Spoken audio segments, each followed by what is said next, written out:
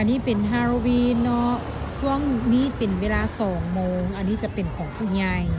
ถ้าเป็นเวลา4โมงแล้วเป็นของผู้น้อยเป็นเด็กน้อยแล้วก็มาย่ายแคนดี้กันอันนี้จะเป็นวัฒนธรรมของเขาเจ้าเนาะ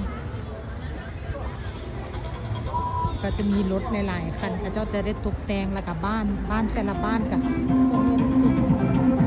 แบบมีรูปสัตว์รูปเหี่ยงต่างๆหลายๆ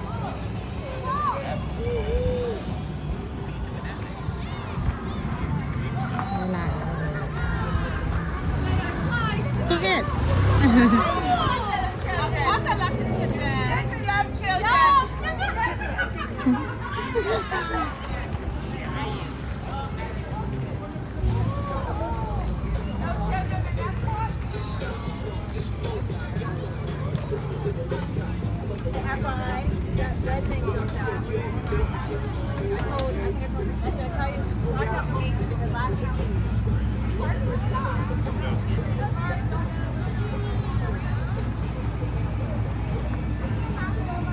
มือนี่ถือว่าเป็นมือคึกคืนเลยเนาะ